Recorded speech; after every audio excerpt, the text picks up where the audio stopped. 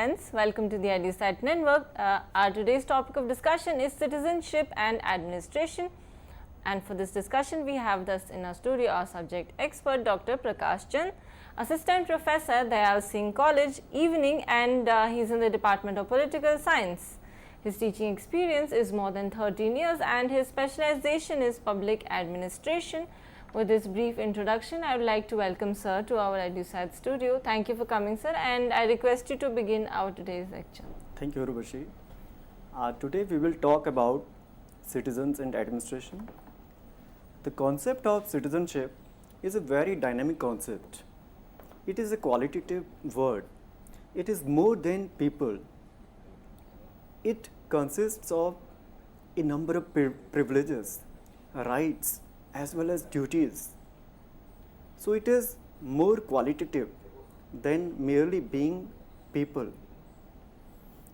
The origin of public administration as an independent academic discipline was to serve the public. Public interest was the main motto of public administration from its very beginning. It was in 1887 when Woodrow Wilson wrote the article Study of Administration in Political Science Quarterly. He was bothered about the situation of society, the problems existing at that time. He said that it is the task of administration to serve public, to resolve public problems. So basically public administration, as the word itself speaks about, that administration is to serve the public interest. From the very beginning, the purpose have been to resolve people's problems. But from time to time, we have seen that at the initial stages, public administration was merely acting as an instrument of fulfilling the goals of the state. It was basically empowering the state. But later on, demands were raised to serve the public, and public administration became an instrument of socio-economic development of the people. So today in this topic, we will talk about the interaction between administration and citizens and the notion of administration in the mind of people, what people do think about administration, and what are the preconditions for a citizen-centric administration, and how people are involved in the administrative setup, in the administrative policy making process. And finally, we will see the problems being faced by the people and the mechanism of redressal of public grievances in India. Primarily, we will deal this topic in the context of India. We generally see that there is a dynamic interaction between citizens and administration, and especially in a democratic nation, the role of administration is very significant, because in democracy, democracy is public, where people directly involved in the policy making process. But the problem with democracy is people elect its representative and they make rules and regulations for the people, but the actual rules and regulations are implemented by the administrative setup. So in a democracy, the administration is called as the main instrument of fulfilling the vision, the goals, the ideas of the political system.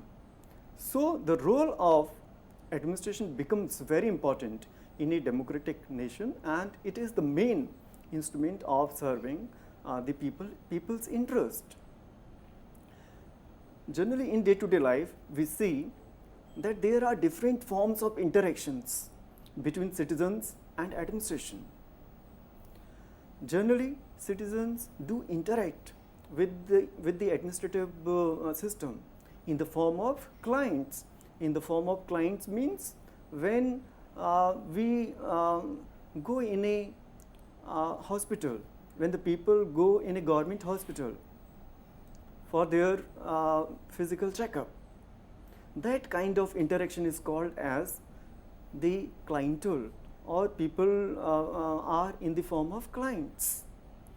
Second form of interaction is the regulatory. Regulatory means where people deal with the administration in the form of a number of departments, like the income tax department, license department. In that form, we find the regulatory agencies. Third type of interaction is the litigant. Sometimes people do litigate in the courts. They approach the court when they do not get justice from the administrative system. So the people become litigants. Another form of participation or interaction with administrative setup is the participants. People become participant in a number of ways. Like in India, we have Panchayati Raj system. People do form their own government. People elect their own representative, and people frame policies, rules, and regulations in order to solve their own local problem. They collect their own revenue, and they address to their own problems directly. Means at the Panchayati Raj level, in the form of Panchayati Raj system, people have direct involvement in the policy making process. So they become direct participant. Another example of participants is Bhagidari Yojana that has been implemented by the government of Delhi. In the Bhagidari Yojana, people do participate directly. For example, the schools have their governing bodies, and people's representatives have been given representation in the schools governing bodies. And in parent-teacher associations, parents get direct involvement in the policy making process of a school. Another form of interaction between administration and citizens is cutting as encounters. Cutting as encounters means the public administration or the people directly get a number of facilities in their day-to-day activities from the administration, like electricity, water, sanitation. All these facilities are given by the administrative bodies to the people. Another form of interaction between administration and citizens are protesters.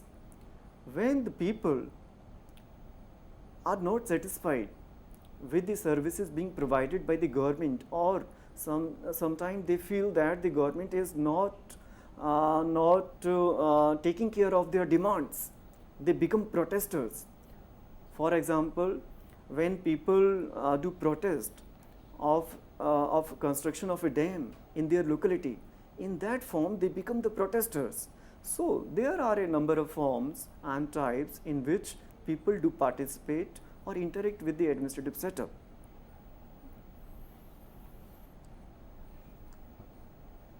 What kind of perception have people about their administrative setup? What do people think about the administrative setup? In India, a number of studies have been conducted to see what the people do think, what kind of their administrative system is, whether they are satisfied or not. The main findings reveal that the administrative system in India is unresponsive. Means the administrative officials do not respond to the issues, problems raised by the people. The administrative setup is insensitive and indifferent. He is not bothered about the public problems. And a number of times people have to pay money, people have to give money in order to get their things done. So a number of kinds of corruptions are there in the administrative system, and the administrative officials are not accountable. Nobody knows that if someone is not obeying his duties, what kind of punishment is there? So they are unaccountable, and there is inordinate delay and waiting period. People have to wait for 2-3 months, 6 months, 1 year for getting getting the electricity facility or the installment of their meters, electricity meter, water meters. They have to wait. They wait for 6 months, 1 year. So there is a delay in the administrative process. Another perception about administration is there is favoritism in administration. Favoritism means the administrative officials do favor to the rich people and ignore the poor, the downtrodden sections of the society. So there is favoritism in the Indian administrative setup. People do find that there is an involvement of middlemen when they go to any governmental office. The officials do not resolve their problems directly. They have to approach to some middlemen, they pay money and get things done. So they need a middleman. There is unhelpful attitude of the officials, especially at the lower level bureaucracy. In India, this is a very general perception of the people that the bureaucratic officials at the lower level are generally corrupt, insensitive, non-cooperative. Though at the higher level, the bureaucrats are more sensitive, cooperative. They have a different attitude towards people, but at the lower level, you will find the bureaucrats are incooperative. They are very rigid. They give importance to the procedures. Another major perception of people about administration is that there is rich-poor discrimination. Rich-poor discrimination means the administrative officials favor the rich and generally ignore the poor people. So these are the general perceptions of the people about the administrative setup, that in India the administrative setup is unresponsive, insensitive, corrupt, unaccountable. There is rectipism. Rectipism means delay in the administrative functioning. There is favoritism, and there is an involvement of middlemen in the official dealings. And the officials at the bottom are incooperative, they are rigid, they are unhelpful, and there is poor rich discrimination in the Indian administrative system. We generally find that there are a number of barriers in the citizen-centric administration in India. The Second Administrative Reform Commission, 2009, identified 5 main barriers in the citizen-centric administration in India. It says that the wooden, inflexible, self-perpetuation and inward-looking attitude of civil servants means the attitude of the civil servant is wooden, inflexible, and inward looking. They are more interested in their self-interest. They are not bothered about the interest of the public. They are inflexible. They pay more attention to the procedures. So it takes a lot of time in the administrative officials in India. The second problem or barrier identified by the Second Administrative Reform Commission is there is lack of accountability of civil servants. Nobody knows that if a work is not done by any official, what kind of punishment he is going to get. There is no prescribed punishment for the officials if they do not implement a policy if they do not cooperate the people. So there is a lack of accountability of the civil servants. There is rat tapism. Rat tapism means delay in the administrative functioning. Generally in India, people have to wait for 1 month, 2 months, 3 months, 6 months. Because there is a long chain of hierarchy. The file goes through a number of channels. There are a number of officials through which the file has to go through. So it takes a lot of time. So it is also another barrier in a citizen-centric administration in India. Another barrier is ineffective implementation of laws, rules and regulations.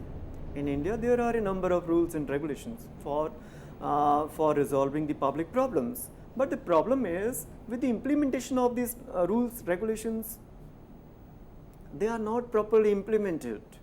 There is no mechanism of implementation. There is no mechanism of accountability if rules and regulations are not implemented in their proper spirit. Finally, the second Administrative Reform Commission said that there is low level of awareness of the rights and duties of the citizens. Public in India is not educated. They are not aware about their rights and duties. The Indian Constitution has given a number of fundamental rights, and as well as it has prescribed a number of duties for the Indian citizens. But people are not aware about their rights as well as duties. So all these things become barrier in the establishment of a citizen-centric administration in India. So the main issue is how to make administration citizen-centric. What are the main mechanism through which we can make our administrative system citizen-centric? We can do this by making the administrative officials accountable. It should be made accountable that a particular official has a particular duty to perform. If he doesn't perform that duty, he should be punished. He should be made accountable for doing his particular duty or to providing or giving service to the particular segment of society. Secondly, the administrative system should be made accessible. People should be in a position to meet their officials directly. But generally, what do we see? The rich can have access to the topmost officials, but the poor people are not given access to meet their officials. They cannot meet the officials and discuss their problems. So the second main precondition for making administration citizen-centric is the administrative system should be made accessible. The administrative system should also be made transparent. Everything should be on the website. Everything should be on the paper. It should be declared in the website that this officer has this responsibility. This problem will be solved by this official. So everything should be made transparent. It should also be made participatory. There is a need to make the administrative system participatory. People should be given an involvement. People should be given an opportunity to participate in the administrative decisions, because people know better about their problems, about the local issues which they are facing. Another mechanism is to make administrative system responsive. The officials should be made responsible to perform their duties. There should also be effectiveness and efficiency Effectiveness means they should complete their task timely and in an effective, efficient manner. Efficiency means to solve the problem with the minimal budget. So the officials should be more effective and they should do their things effectively and efficiently. We also need to decentralize the authority in order to make our administrative system citizen centric. What is decentralization? Decentralization means transferring the power from the central government, from the top to the bottom, and it gives an opportunity to the people to directly resolve their problems. Another mechanism is delegation of policies. Delegation means transferring the responsibilities, duties from the top officials to the bottom officials so that they could easily help the people resolve their problems directly without getting order from the top officials. Another thing which we can adopt is the use of modern technologies. We can use the internet, mobiles for sending messages, for giving information to the common people, because these have become the easy mechanism of getting information from the government. It is also desirable that rules and procedures should be made simple so that people could understand what are their rights, what are the duties of their officials. If the rules and procedures are simple, they can be easily understood by the people. Also important is the integrity of the civil servants. Integrity means the civil servants should be honest in their work and action. They should be given a training how to empower the people, how to serve the people.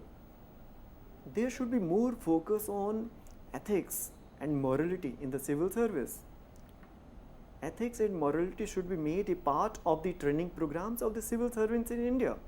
So in order to make the administrative system citizen-centric, what we need to do? We need to make the administrative system accountable, accessible, transparent, participatory, responsive, effective. The authority should be decentralized, power should be delegated, use of modern technologies, simplifications of rules and procedures, and ultimately the most important thing is we should imbibe the culture of integrity, honesty, morality in the civil services.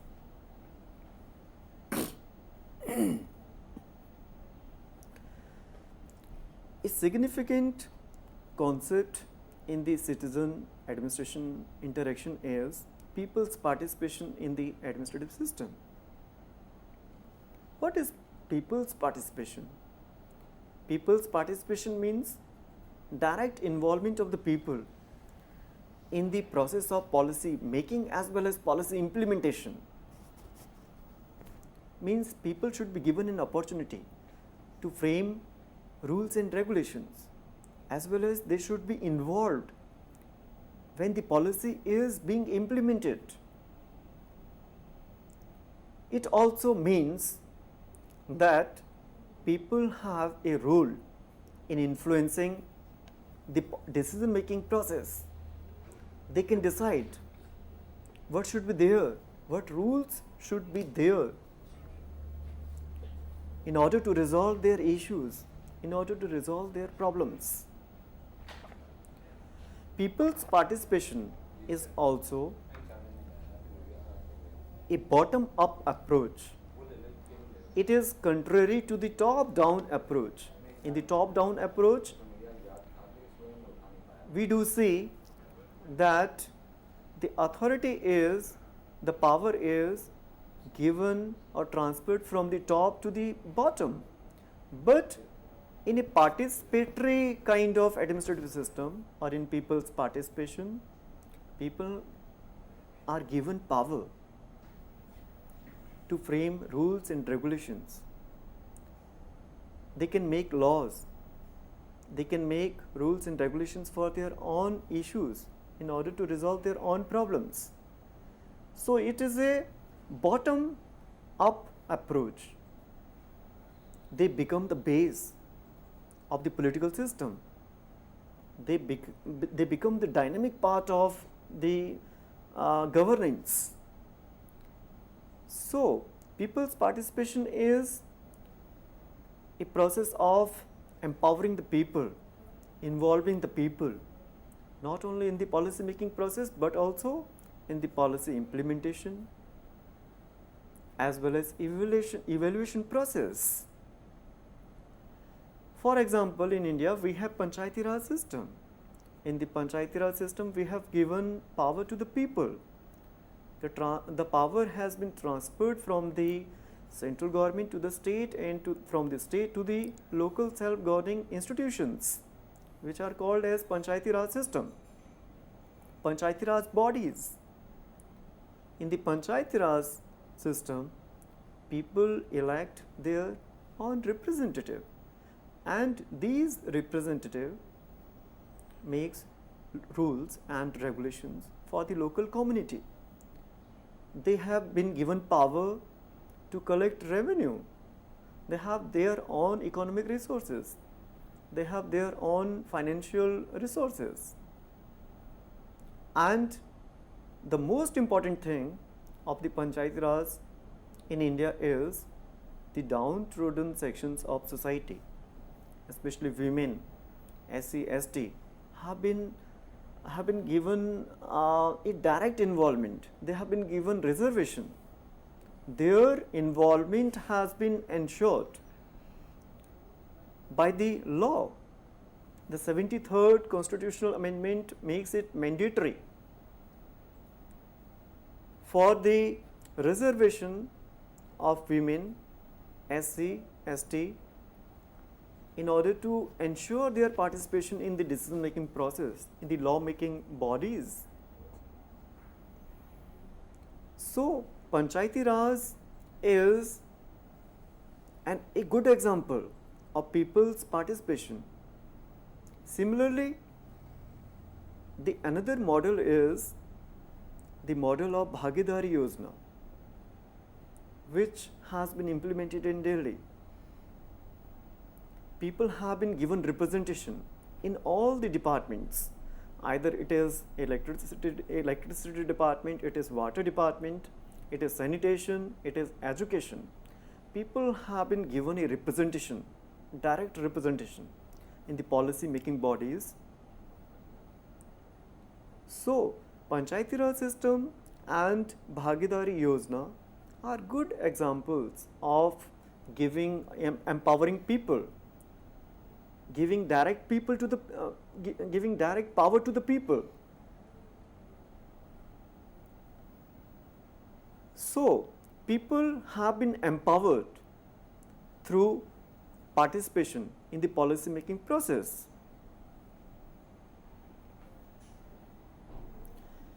Citizens' participation is a good indicator of governance. Active citizens' participation effectively contributes to good governance in a number of ways. It makes government accountable, responsive, efficient, and effective. It also enables the marginalized, weaker sections of the society to influence the public policy. It develops a sense of civic maturity. It tells that people have become mature. They are educated. They are aware. They know about their rights and duties. So, citizens' participation speaks about the maturity of public in society. It also helps in recognizing that citizens have an important role to play in the policy making process. it shows the confidence in the public that they are educated, they are capable, they know better about their own problems. So it speaks about, it recognizes that citizens have an important role to play in the policy making process, in the decision making process. It also helps in a healthy grassroots democracy. If people are given participation through the Panchayati Raj system, it strengthens the roots of the grassroots bodies. It empowers the local bodies. It also develops better understanding between government and people. If people are given representation, they get a feeling that we are important. We have been given representation. Government has faith in us that we are educated. We know better about our problems. We can do something better for society. So it develops a faith. It speaks about the faith of government in the common people. And on the other hand, the government also becomes an active, efficient government when people participate actively in the policy making process. So it develops a kind of better understanding, it develops a harmonious relationship between citizens and administration. And finally, it leads to good governance, a good society. So people's participation ultimately is an indicator of a good society, indicator of good governance. So this is a very significant concept. How to ensure effective people's participation? If you want to make people's participation effective, there are some preconditions. What are these preconditions? Number one, we need enlightened political leadership. There should be visionary political leaders.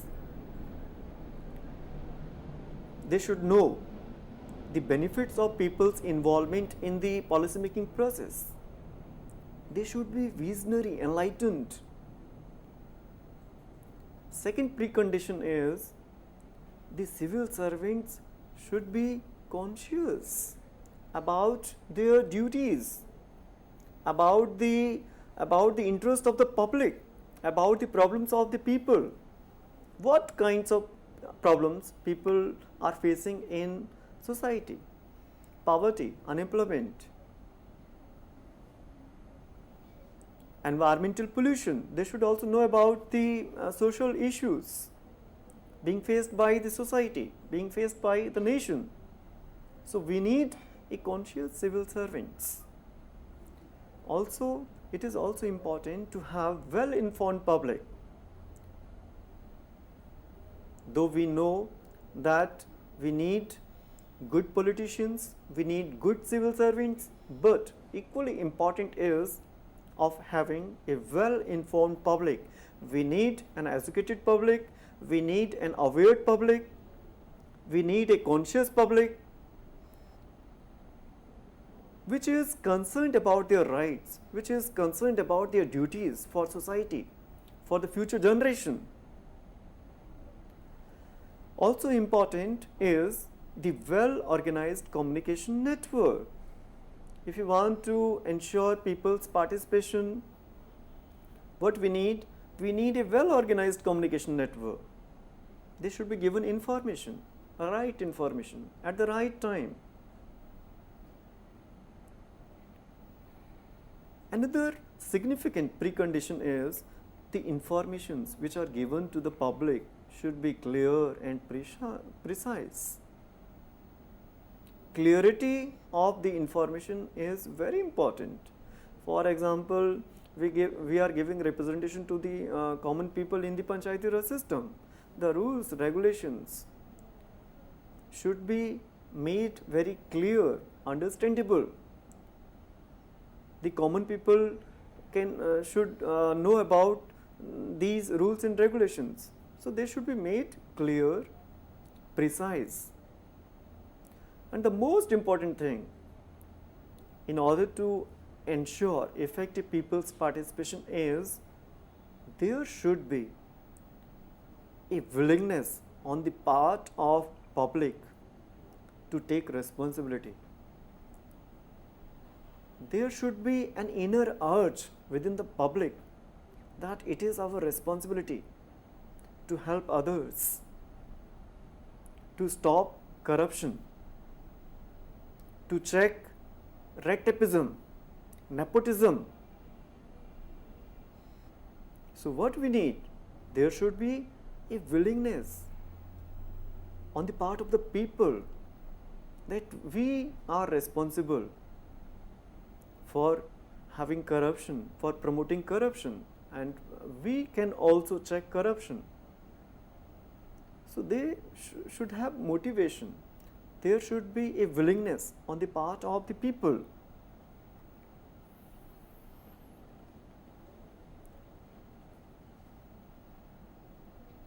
How to address public grievances is an important question when we come to the relationship between administration and citizens.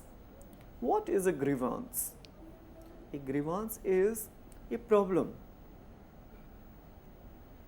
a kind of unsatisfactory issue being faced by the common people. What are the common grievances against administration? In India, we find that people are facing a number of problems like corruption. The general problem of the public is they say that there is a lot of corruption in the government offices. There is favoritism. If you go to an office, they favor the rich and ignore the problems of the poor. There is also nepotism. Nepotism means favoring the kin and close relatives. There is also a grievance of discourtesy. Discourtesy means the officials misbehave with the people. They are very rude in their nature. They also neglect their duties. They are not punctual. They are not alert. They generally neglect their duties. There is also discrimination in the offices. And generally this discrimination is with the poor, with the underprivileged sections of society. There is another grievance of delay, that things take a lot of time. Officials take a lot of time in getting things done. Another grievance is the issue of maladministration. Maladministration means the administrative things are not done effectively and efficiently. And there is also an issue of the absence of effective redressal machinery in India. So people have a number of grievances. They say that the administrative officials are corrupt, there is delay, there is nepotism, there is retipism, the officials do neglect their duty, there is discrimination, there is delay, there is maladministration, and people do also raise the issue of absence of proper redressal mechanism in order to address their problems.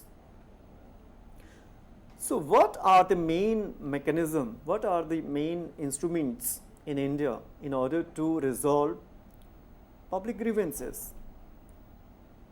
How the public grievances are addressed in India? What are the main mechanisms? We do find that there are a number of institutions in India which do address to the grievances of the public.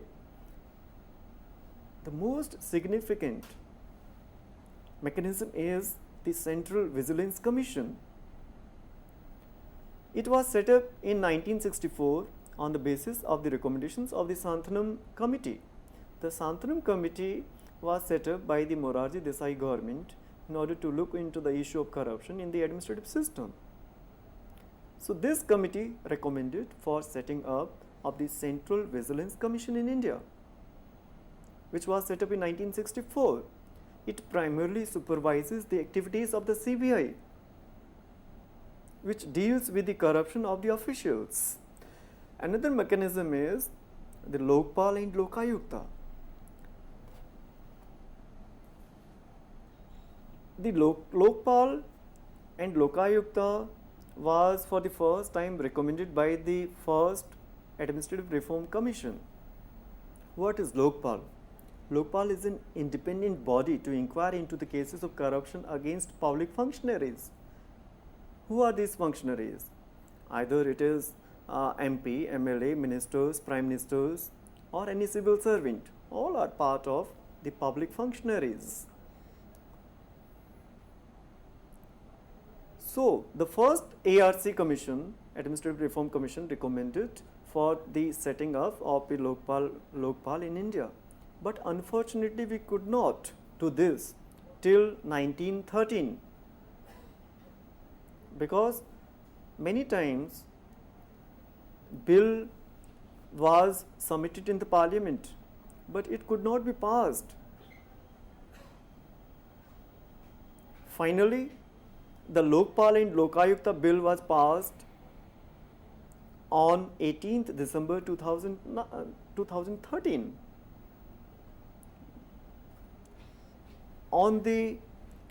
It was the effort of Anna Hazare.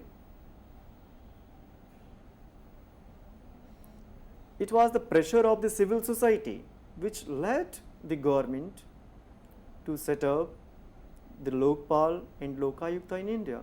Finally, this bill came into effect from 16th January 2014. So, from 2014 January onwards, there is a Lokpal in India which looks into the cases of corruption against public functionaries. Either it is Prime Minister, ministers, MPs, MLAs, or any civil servants. And it has been made mandatory by this act that every state will have a Lokayukta within 365 days. So, Lokayukta and Lokpal are another mechanism to address the public grievances. Another mechanism is e-governance. E-governance means electronic governance, solving the public problem through electronic medium, electronic modes. What are these modes? These are website, internet, mobiles. For example, it helps in a number of ways: in filing income tax return, booking railway and air tickets, and we do submit a number of bills, electricity, water, through e-governance, through the mechanism of electronic governance. And through this, we implement the concept of smart governance. Smart governance means simple. It's a very simple procedure. We have not to write an application. It's moral. It is not immoral. It is accountable. It is responsive. And it is transparent. There is a transparency through the mechanism of e-governance, that what is the budget of a particular department, what activities are being done, performed by a particular department. So, the e-governance ensures transparency, responsiveness and accountability. It is another mechanism to check corruption, because we have not to pay money to anyone. when we deposit bills online, there is no involvement of officials. Things are not being delayed. Things are not delayed in this process, and there is no middleman. So it is a significant mechanism to check corruption. Another mechanism is Citizens' Charter. What is a Citizen Charter? Citizen Charter is a kind of commitment made by an organization. What kind of services, facilities are being provided by that particular department? In India, all the departments have set up Citizens' Charter. In the Citizens' Charter, they do declare that these are the services being given by their department to the people. There are a number of principles of Citizens' Charter. Through Citizens' Charter, we ensure quality. We give choice to the public. It sets a standard. It gives a value to the public money. It ensures accountability. And the things are transparent through Citizens' Charter. So Citizen Charter is a good mechanism to provide quality services to the people, to give choices to the public, to set standard and ensure value to the public money, and make transparent and accountable to the administrative functioning and administrative services. Another important tool to ensure public grievances is right to information. Right to information means the freedom of the public to ask their government about their activities, about the fund, about the budget.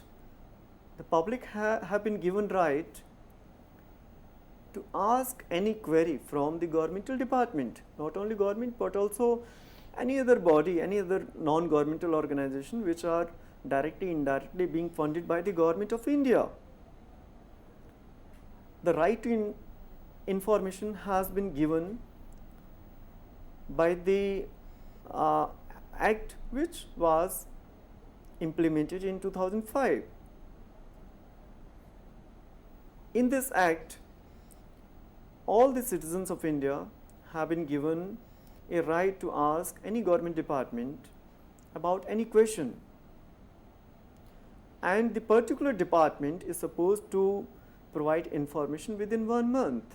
If he is failed in providing services or information within 1 month, there is a penalty, and there is a provision of election commissioner, information commissioner, and it has been made mandatory in India for all the departments to appoint information officers in their respective institutions. So what is the importance of right to information? It ensures governmental accountability, it helps to check corruption, it makes the administrative system transparent, it makes the government accountable, responsive, effective. So it is a mechanism of ensuring accountability and checking corruption in India. The role of civil society is very important in order to ensure people's participation in India. What is a civil society? A civil society is a self-help group, NGO, or resident welfare associations which help public in resolving their problems. What is the role of civil society? Civil society make the people aware, encourage the people to participate in the administrative system. It makes the system transparent. It makes the system accountable. The role of citizens is changing in the era of governance. What is governance? Governance means solving the societal problem with the help of with the help of not only government but also private sector and the self-help groups. In this, the citizens are customers. But the negative point of governance is the concept of public. The public in public administration is losing its importance because it is a neoliberal concept. It promotes market economy. So it is the role of civil society to see whether the rights of the public are being ensured or not. To conclude, we can say that people have become an active citizens today, and it is very important and on the part of administrative system to be accountable, accessible, transparent, participatory and responsive in order to address public problem. So today we see that people have been empowered, people are active citizens, they have an important role in the decision making process, they are part of the governance. Thank you. Thank you so much, sir, for this clearly presented lecture and also very clearly conveyed to the students. And with this, I would like to thank sir for being here. Thank you very much, sir, for sparing your valuable time, and thank you, wonderful viewers. Have a wonderful day. Thank you.